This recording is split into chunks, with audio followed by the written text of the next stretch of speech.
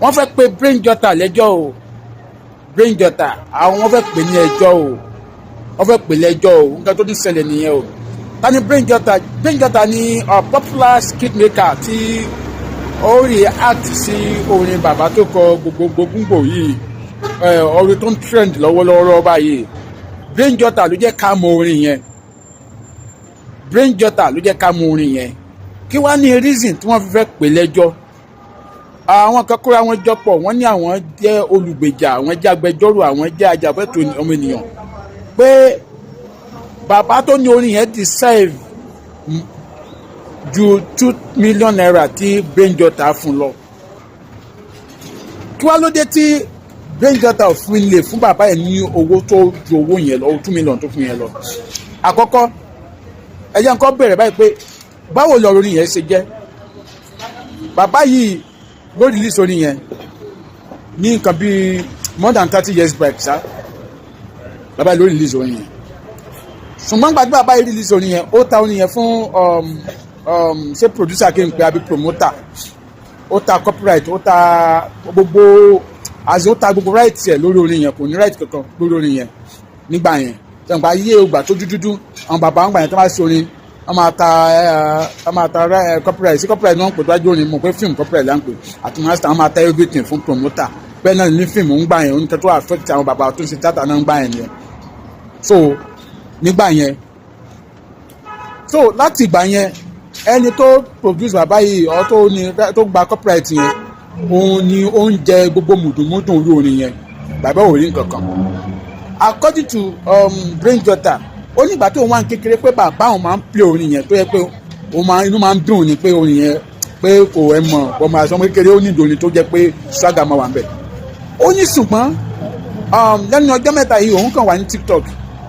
bóun kan ṣe dé lórí yẹn TikTok yẹn, òun á rántí pé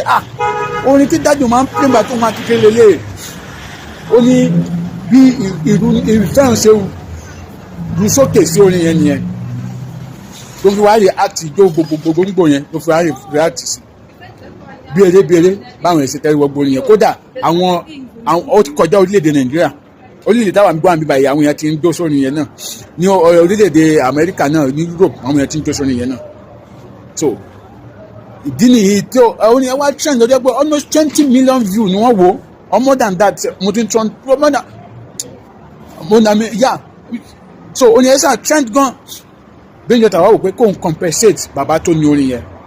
wá bàbá yẹn lọlé, wá fún bàbá yẹn ní 2 million naira.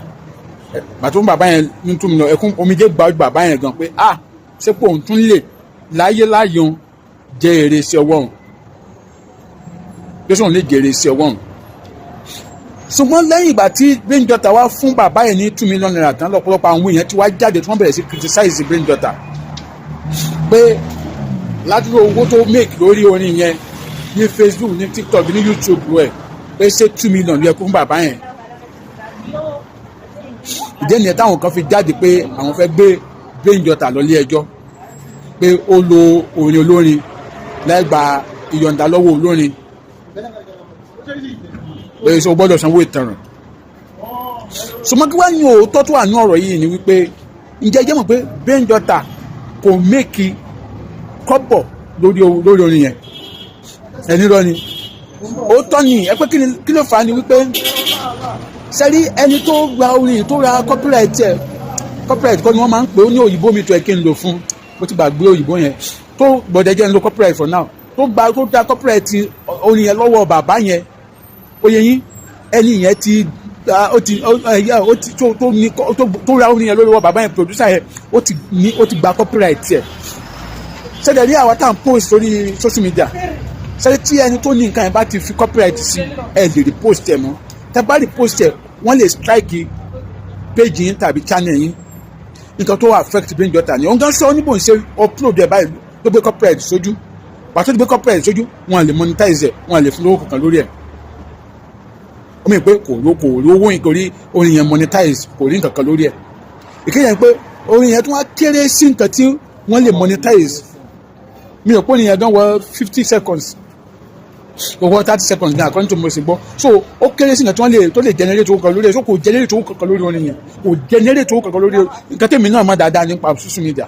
kò rí kọ́bọ̀ lórí ẹ̀ ó kàn compensate bàbá yẹn willingly ni pẹ̀lú 2 million tó fún bàbá yẹn. Ọ̀pọ̀lọpọ̀ àwọn èèyàn ló dẹ̀ ń jẹ́rìí sí lóòótọ́ pé kò generate nǹkan kan lórí orin yẹn. Ọ̀pọ̀lọpọ̀ àwọn èèyàn ló ń jẹ́rìí sí pé kò rówó lórí orin yẹn. Bọ̀ orin yẹn kàn tún jẹ́ ó tún gbọ́ orin náà jáde sí. Orin yẹn gan tún á trend ju gbogbo ọ̀pọ̀lọpọ̀ àwọn fídíò tó ti ń ṣe látẹ̀yìnwá lọ. Ṣùgbọ́n kí wá ní ti gba àwọn gbàràn mí lẹ́yìn ìgbà tí èèyàn ti ṣàlàyé pé òun ò generate owó lórí orin yìí òun kàn compensate bàbá yìí ni pé ó jẹ́ legend living legend ẹ̀yin wá ní kóra yín jẹ wá ní ẹ fẹ́ gbé Bẹ́ńjọta lọ ilé ẹjọ́ pé ó lo orin olórin láì gbà àṣẹ lọ́wọ́ olórin gbogbo ọ̀dọ̀ sanwó ìtanràn 10 million naira kí làwọn èèyàn ń ṣe báyìí sí ṣé ìgbésẹ̀ tó tọ̀nà nìyẹn kí làwọn èèyàn ń ṣe bẹ́ẹ̀ lẹ́sùn pé ọmọ yìí tó bá lo káyọ̀ kò tó bá lo orin yẹn tí òun bàbá yẹn lówó ṣẹfẹ́ pa ni ọ tó bá lo orin mi nǹkan àmúyẹ orin táwọn yẹn ti lò lórí TikTok ok ṣe bá ńgbà tí Buga tó ń rìn Chris Daniel èèyàn mélòó ni Chris Daniel gbé lọ ilé ẹjọ́ pé wọ́n lo orin ní TikTok wọ́n lo orin ní Facebook wọ́n lo orin ní YouTube táwọn yẹn react sí ńgbà yẹn èèyàn mélòó ni Chris Daniel gbé lọ ilé ẹjọ́. Àwọn ọmọ orílẹ̀-èdè Nàìjíríà ṣá kọ́lọ̀ ń ṣàgbà wá pẹ̀lú ìgbà táwọn. Kí ni ẹ̀yin rò báyìí sìn báyìí pẹ̀lú ìgbésẹ̀ táwọn èèyàn fẹ́ gbé lórí ọ̀rọ̀ Bẹ́ńjọta kí ni ìmọ̀ràn tẹ́lẹ̀ fún tí ó fi ní jì sọ́fìn àwọn ará bíbá yẹn wọn pé wọ́n ń bínú ẹ̀gbọ́ ẹ̀ ni wọ́n ń bínú ẹ̀ ni kí ni ìmọ̀ràn tẹ́lẹ̀ fún Adámadé lórúkọ mi ẹ bá mi share fídíò ẹ má dẹ̀ gbàgbọ́ láti tẹ̀ like and love ẹ bá mi follow page mi rere ó dábàá.